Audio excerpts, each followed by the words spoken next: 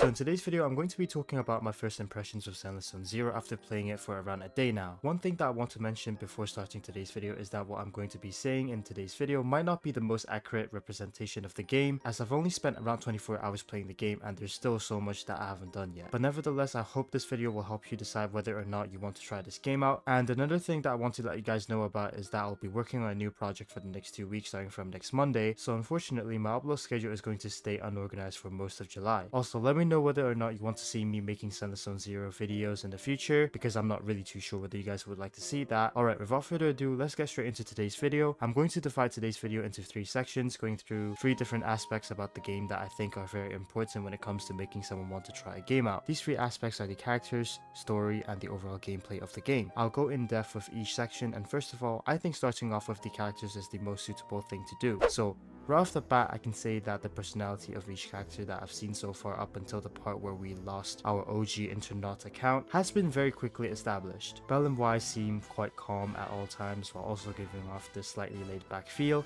even though being very experienced proxies themselves who are well known amongst Hollow Raiders. It's also nice to see that even though I chose Belle as my protagonist, both main characters are constantly involved in the main quests. I know this is a small thing, but it will definitely go a long way for the game as the main quest progresses even further, which is why this is a plus point for me. And then we have the members of the Cunning Hares, Nicole, Anby, and Billy. These 3 characters are the first 3 playable characters that we meet, and they're like your typical gang of 3 in your isekai or adventure animes. You've got the cool-headed one, the one who has a vibrant personality but is a little bit dumb, and you also have the boss or leader of the team. Each member of this faction has their own unique personality that makes them stand out from each other, and they all have certain traits about them that make them leave an instant impression on us. We know straight away when Anby and Billy fell into the Hollow that Anby isn't too good with making jokes or being funny. We also know that Billy is a massive fan of a TV show in New Eridu, and that Nicole loves money but still shows a reliable side as a leader when the 3 of them were temporarily trapped in a hollow. These easy to remember traits make these 3 characters vibrant and contribute to the amazing world building that Hovers has done in this game. Also, the character designs of this game are amazing too. Each faction has their own theme to their appearance, like how members of Victoria Housekeeping all wear maid/butler outfits, and how characters who belong to Bellabog Heavy Industries all wear factory workers outfits. At the same time, along with the theme of the faction that a character belongs to, they also have unique designs for each and every individual characters, which make them unique from other characters of the same faction. I'd say Hovers has designed some of the best characters that I've ever seen in a gacha scene, like Kafka or Raiden Shogun, and there's no doubt that they are doing a fantastic job in Zenless Zone Zero so far in this area as well. If you play gacha games, then the characters that you first meet will definitely make the game feel very immersive, and so far for the characters of Zenless Zone Zero, I would give it a solid 8 out of 10. The reason being, I still haven't gotten that far into the game yet, so I don't think it's fair for me to comment on the other characters that are in the game. And then next up is the story of Zenless Zone Zero, and when it comes to the stories of gacha games, it really is a bag of mixed nuts. You can either get really good ones or really poor performing ones. All quests or missions can make the game fun, but at the same time,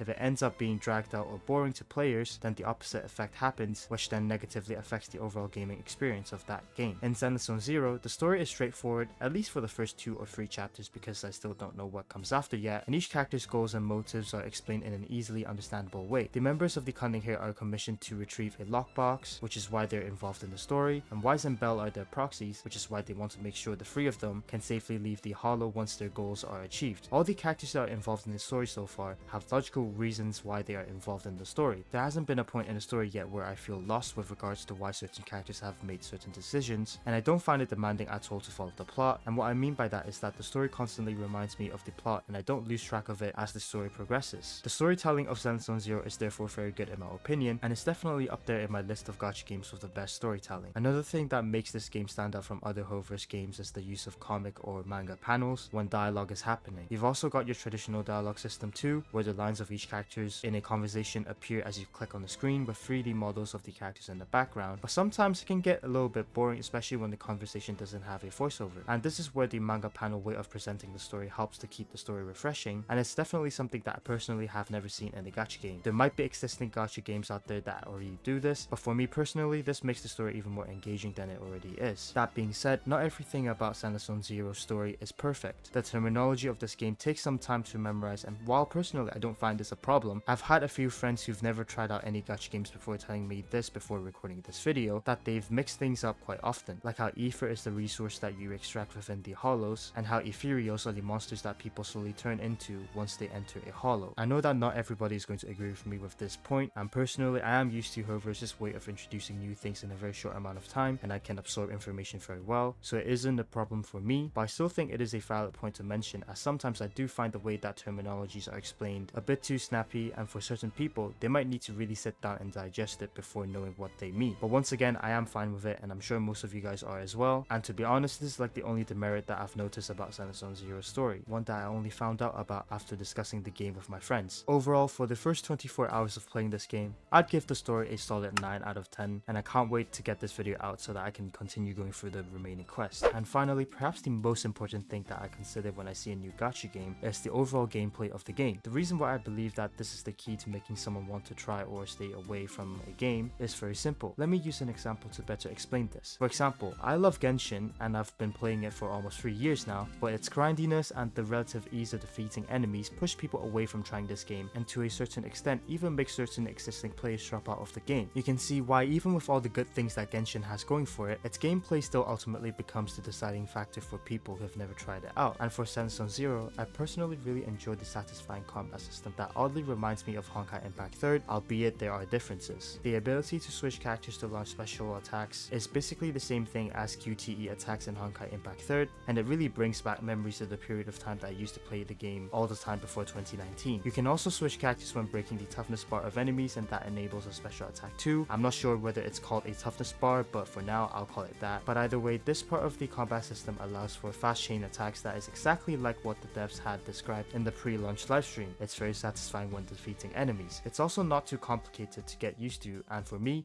I kinda knew what I was doing already once the tutorial was over. I'm sure that as more characters are released into the game in the future, the combat experience will become even better, new mechanics might even be added, and so far, it's already great. So for this part of the game, I'll give it a 10 out of 10. You never find battles annoying to complete, and being around 24 hours into the game myself, I still haven't gotten tired of it, and I don't think this will change in the future. And so to wrap up today's video, I definitely say give Zenless Zone Zero a try if you still haven't. Yes, there are a lot of people who hate on Hover's for their own reasons, but I think it's just as important to try it out for yourself before forming your own opinion on the game. I'm going to be playing this game as one of my main games, probably on a daily basis, and overall, after around 24 hours of gameplay, I'd give this game an overall score of 8.5 out of 10. If you disagree, let me know in the comments, and also let me know what things you like or dislike about this game. If you enjoyed today's video, then please like and subscribe if you're new, and I'll see you in the next one. Bye!